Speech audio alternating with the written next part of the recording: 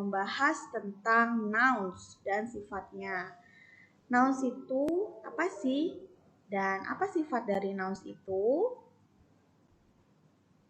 Mari kita simak. Kita bahas ya. Nouns. Apa itu nouns? Nouns adalah kata benda. Nah, di sini yang dimaksudkan kata benda itu adalah contohnya seperti bangku, buku, kursi, pulpen gitu ya. Nah, dalam bahasa Inggris ketika kata bendanya lebih dari satu atau bersifat jamak, ada bagaimana kita cara menyebutkannya. Jadi kata benda itu memiliki dua sifat ya, ada sifat tunggal dan jamak. Nah, ini dia. Selanjutnya, yang pertama kita akan membahas tentang singular nouns. Apa itu singular nouns? Singular nouns refer to one person or thing or an animal. Jadi, singular nouns itu adalah kata benda tunggal atau sendiri. Maksudnya, kata benda itu bersifat tunggal, hanya satu saja jumlahnya. Bisa benda atau hewan.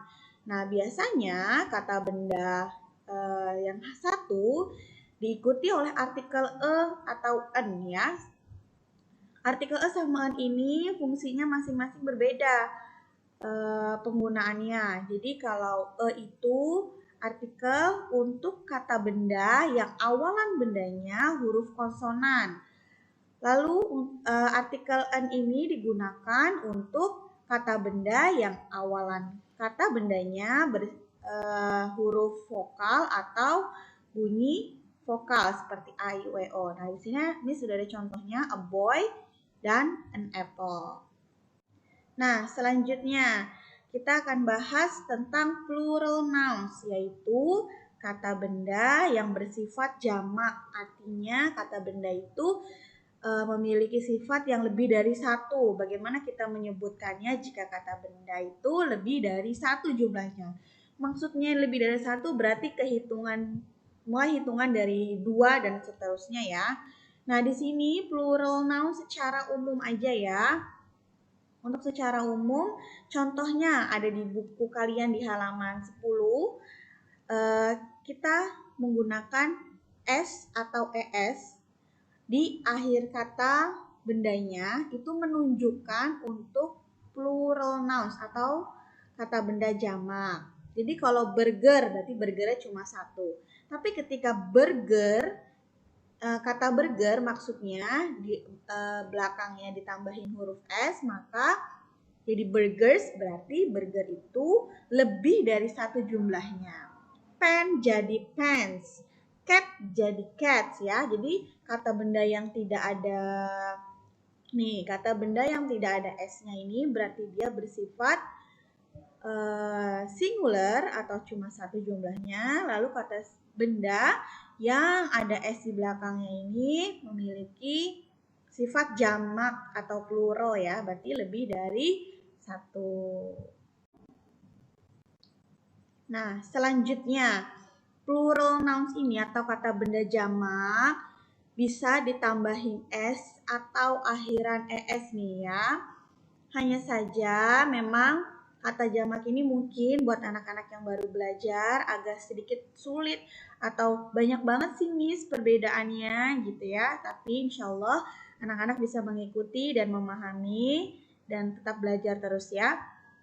Nah, ini kita masih bahas tentang kata benda jamak. Jadi kalau tadi S secara umum, nah sekarang kata benda atau benda yang memiliki akhirannya CH, X, S, SH atau SS, maka kata benda ditambahkan ES. Contohnya bench. Bench ini kursi ya atau bangku panjang itu namanya bench. Ketika bangkunya ada lebih dari satu, maka berarti benches ya. Ada brush atau sikat. Nah, ketika brushnya menjadi dua menjadi brushes, box menjadi boxes, bus menjadi buses.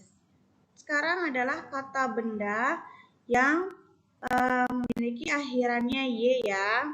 Nah, kita lihat di sini.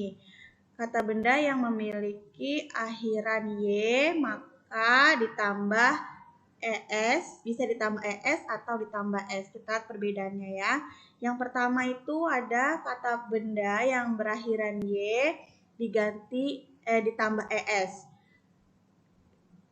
Berakhir huruf Y, namun di depannya Y ini terdapat huruf konsonan. Huruf konsonan itu huruf kecuali A, I, U, E, O ya. Maka Y diganti I lalu ditambah huruf ES. Kita lihat contohnya. Ada kata lady di sini. Lady itu artinya perempuan. Ketika perempuannya satu, maka bahasa Inggrisnya lady. Tapi ketika perempuannya lebih dari satu, maka lady diubah menjadi ladies. Nah, kita lihat di sini tulisannya ya, awalnya LADY. Maka di sini karena ada huruf Y dan di depan huruf Y ini huruf D, karena huruf D itu termasuk huruf konsonan, maka kita ganti nih huruf Y-nya, lalu ditambahkan ES ya. Lalu contoh kedua ada baby sama menjadi babies, army menjadi armies, butterfly menjadi butterflies, sky menjadi skies. Selanjutnya ada kata benda yang berakhiran O ya. Bagaimana kita mengubah menjadi jamak? Contohnya di sini atau rules-nya sama seperti kata benda yang berakhiran Y tadi. Kita lihat, jika kata benda berakhiran O ini di depan huruf O-nya terdapat huruf konsonan. Konsonan berarti kan di luar A, I, U, E, O. Kayak contohnya mango. Di depan huruf O ini ada huruf G, maka ditambahkan ES. Begitu juga dengan kata benda yang berakhiran O. Sama seperti yang tadi berakhiran Y. Nah, ini satunya lagi kata benda yang berakhiran O, tapi di depan huruf O-nya itu ada huruf vokal, yaitu A, I, U, E, O. Dan di sini ada huruf I, berarti tinggal ditambahin S, jadi radios, tidak ditambahin ES. Oke ya. Ada contohnya, ada radio, ada bambu menjadi bambus. Yang berakhiran F atau VE, maka diubah menjadi V lalu ditambahkan ES.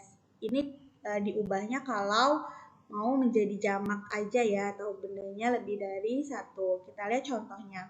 Ada leaf menjadi leaves. Nih, sini huruf F, maka diganti V ditambahkan ES. Lalu ada kata wife. Leaves ini artinya daun. Lalu ada kata wife menjadi wives. FE maka diubah menjadi V saja lalu ditambahin S. Lalu ada thief menjadi thieves. Ya. Selanjutnya yang terakhir adalah irregular nouns. Jadi irregular nouns plural nouns itu kata benda yang dari awalnya itu sudah memiliki sifat jamak atau tidak bisa ditambahkan S atau ES ya.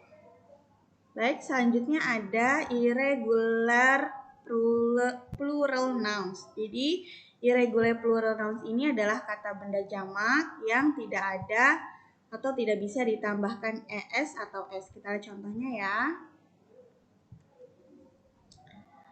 Contohnya itu ada woman. Woman menjadi women, man menjadi men, child menjadi children, fish menjadi fish, tetap food jadi feed, tooth menjadi teeth, sheep tetap sheep, mouse menjadi